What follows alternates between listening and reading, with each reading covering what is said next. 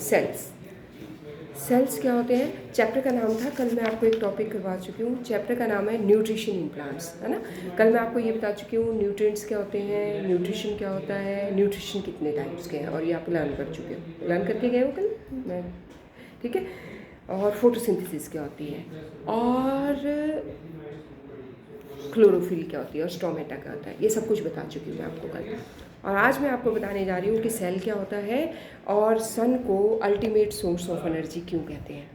सूरज ही है सारी एनर्जी का कारण। धरती पे जितनी भी एनर्जी है, मेरे अंदर, तुम्हारे अंदर, डॉग के अंदर, रैट के अंदर, कैट के अंदर, लाइट के अंदर, किसी चीज़ में भी अगर एनर्जी है, पेट्रोल में, डीजल में, कोल में, जो भी एनर्जी है उसका अगर आंकलन किया जाए, अगर उसका पता लगाया जाए तो वो किससे बना है? सूरज की रोशनी से ही अल्टीमेटली बना है। आज मैं आपको ये बताऊँगी, ठीक है। तो सेल होते क्या हैं? You have been seen that the buildings are made up of bricks, ठीक है। तो बिल्डिंग्स किस चीज़ की बनी हुई हैं? ईंटों की। ब्रिक्स क्या होती हैं? ईंटें, ठीक है, ईंटों की बनी हुई है। The bodies of the living organism are made up of tiny units called the cell. और जो बॉडीज है लिविंग ऑर्गेनिज्म की, वो किस चीज़ की बनी है? सेल की। किस चीज़ की बनी है? सेल की। The cells can be seen only under the microscope. और सेल जो है इतने छोटे होते हैं, कितने छोटे कि हमारी आंखों से नहीं दिख सकते, इसलिए उसमें माइक्रोस्कोप। और सेल किस चीज़ का बना होता है? सेल के बाहर एक बाउंड्री होती है जिसको हम सेल मेम्ब्रेन बोलते हैं, ठीक है, सेल मेम्ब्रेन बोलते हैं, ठीक है। और अंदर सेंटर में एक न्यूक्लियस होता है, बिल्कुल सेंटर में, इसे हम न्यूक्लियस कहते हैं।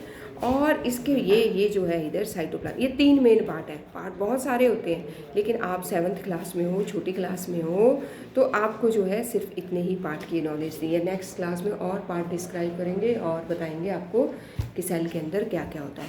अभी आपने इन 3 पार्ट्स के बारे में जानता है, ये आपके लिए इतनी जानकारी काफ़ी है 7th क्लास में कि सेल से हमारी बॉडी बनी है। सबसे छोटी यूनिट हमारी बॉडी की सेल है, और सेल जो है वो सेल मेम्ब्रेन, साइटोप्लाज्म और न्यूक्लियस से बना है। काफ़ी है, ठीक है। अब आपको ये पता होना चाहिए कि साइटोप्लाज्म होता क्या है। तो न्यूक्लियस के जो सराउंड है, न्यूक्लियस के जो सराउंडिंग में जेली लाइक स्ट्रक्चर है, वो क्या है? साइटोप्लाज्म है। और सेंट्रली लोकेटेड स्फेरिकल स्ट्रक्चर जो है वो क्या है? न्यूक्लियस। तो जो सेल के बिल्कुल सेंटर में है वो न्यूक्लियस, सेंटर के सराउंड में जेली लाइक मटेरियल, जेली खाई है ना, जेली जैसे वो टॉफी, तो वो इस तरह से। तो ये 3 चीज़ें आपको क्लियर होगी, चारों चीज़ें, सेल मेम्ब्रेन, न्यूक्लियस और साइटोप्लाज्म। अब हम पढ़ने जा रहे हैं कि sun is the ultimate source of energy, ठीक है, सन, क्योंकि solar energy captured by the leaves. अब लीव्स जो हैं, लीव्स ऊपर से सूरज की रोशनी आई और इनके ऊपर पड़ गई। अब इन लीव्स ने फूड बनाया फोटोसिंथेसिस करके, और वो हमने खाया। तो हमारी मसल्स की एनर्जी किसकी वजह से है? सन की वजह से, ठीक है। अब ये लीव्स, ये टहनियाँ, ये सब टूट गए, मर गए। मरने के बाद धरती में मिल गए, और धीरे धीरे धरती के अंदर जाते गए इनके ऊपर मिट्टी, पत्थर, ये धरती के अंदर चले गए, और किस में बदल गए? कोल, पेट्रोलियम, नेचुरल गैस, सब में बदल गई है धीरे धीरे करके, मिलियंस ऑफ ईयर्स के बाद। तो अल्टीमेटली एनर्जी तो किसकी थी? सन की। एनर्जी किसकी थी? सन की। एनिमल है, एनिमल ने वो लीव्स खाई, वो लीव्स, और वो मर गए। उनसे भी क्या बना? Petrol, diesel. धीरे धीरे करके उनकी हड्डियाँ, उनकी स्किन सड़ती गई, गलती गई, और किस में कन्वर्ट हो गई? पेट्रोल, डीजल, कोल, जो भी है उसमें कन्वर्ट हो गई, ठीक है। सूरज की रोशनी जो है दरिया में पड़ी, दरिया में, मछलियों में, ठीक है, मछलियाँ डेड हुई, अंदर के एनिमल्स डेड हुए, ओशियंस के नीचे जा कर के क्या हुआ? ऑयल, ठीक है। तो इस तरह से हम देख सकते हैं कि जितनी भी चीज़ें हमने खाई और हमारी मसल्स की एनर्जी आई, वो सन की वजह से आई, ठीक है। अब सन ने वाटर इवापोरेट किया, ऊपर गया, फिर से पानी नीचे गया, पानी ने प्लांट्स ग्रो किए। लर्न हो गया? अभी सुनती हूँ, बस 5 मिनट दे दो मुझे, सिर्फ 5 मिनट का प्रोग्राम। हाँ, मैं अच्छे से रिवाइज करो, फिर मत बोलना मैंने ये इक्वेशंस लिख के करूँगा। प्लीज़ बताना नहीं मुझे कि क्या क्या किया, जो जितना मैंने सबके 2 कर लिया, ठीक है। हाँ, मतलब सबके 2 एग्जांपल याद कर लिए, ठीक है। बेटा देखो, ये ना केमिकल इक्वेशन है, जितने भी हैं आपको डिफरेंट एग्जांपल सारे ग्रास्प करने पड़ेंगे, डिफरेंट एग्जांपल जितने भी इसमें आ रहे हैं, डबल डिस्प्लेसमेंट के डिस्प्लेसमेंट सारे लर्न करने पड़ेंगे। अगर लर्न है तो आओ मेरे पास, नहीं तो फिर मत बोलना कि मैंने ये नहीं किया वो नहीं किया। जितने एग्जाम्पल इसमें लिखे हैं सारे लर्न होने चाहिए। क्यों? क्योंकि कोई भी रिएक्शन जो है वो आ सकता है किसी फॉर्म में, बैलेंस करने के लिए आ सकता है। डबल डिस्प्लेसमेंट में आधा लिखा हो, एक जगह एक्स वाई आ जाएगा, किसी फॉर्म में आ सकता है। ठीक है, बोर्ड की पेपर है। तो ये हो गया। तो आपने अल्टीमेटली सीख लिया कि जितनी भी एनर्जीज धरती पे हैं, अब क्या हुआ, वो पानी जो सूरज नीचे से इवेपोरेट हुआ था, ऊपर गया, फिर से वो बर्स्ट करके वो नीचे आया, उसके अंदर जो एनर्जी प्रोड्यूस हुई, जो उससे जो हमने इलेक्ट्रिसिटी प्रोड्यूस की, वो भी सारी किसकी है? सन की वजह से।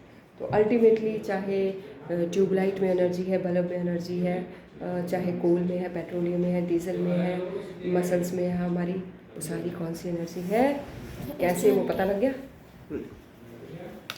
तो the sun is the ultimate source. Can we imagine on earth in the absence of photosynthesis? तो अब जब फोटोसिंथेसिस नहीं होगी, लीव्स फोटोसिंथेसिस नहीं करेगी, तो तब क्या धरती पे लाइफ रहेगी?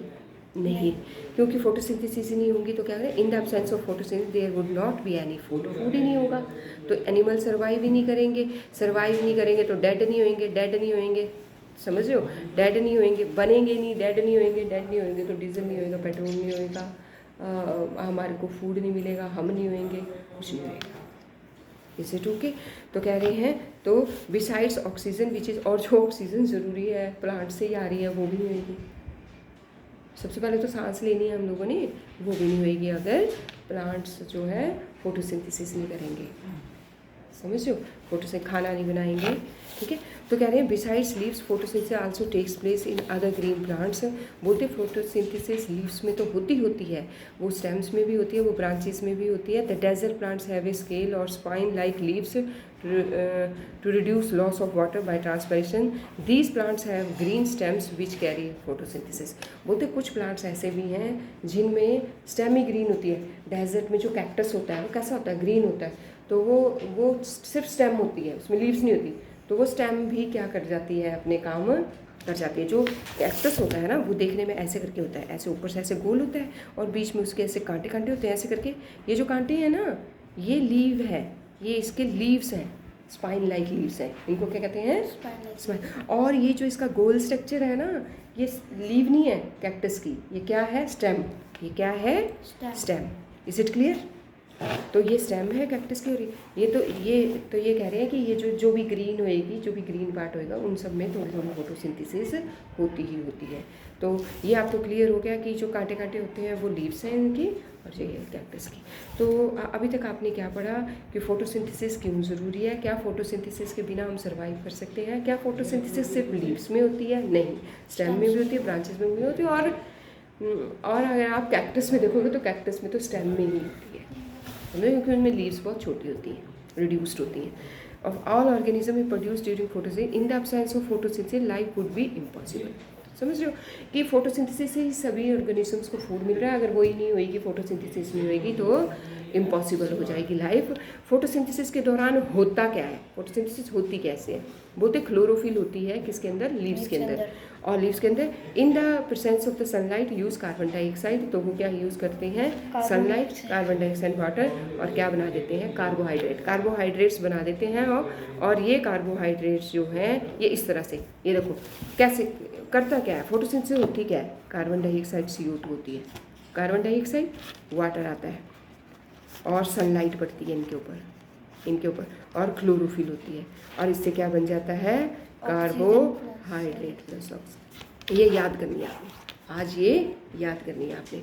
तो ये याद करना है आपने, जो याद करना है वो बता रही हूँ। Dash is the ultimate source of energy, photosynthesis, कहाँ फोटोसिंथेसिस होती है, क्या इस फोटोसिंथेसिस के बिना धरती पे लाइफ हो सकती है?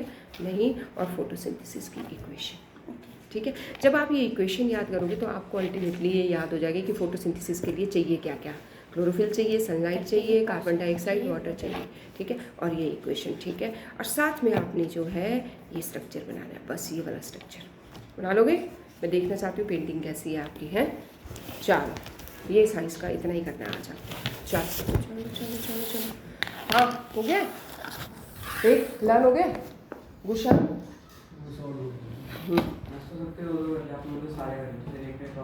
हाँ हाँ कर लो, जो भी पूछूँ अब आना चाहिए, बहुत दिन हो गए।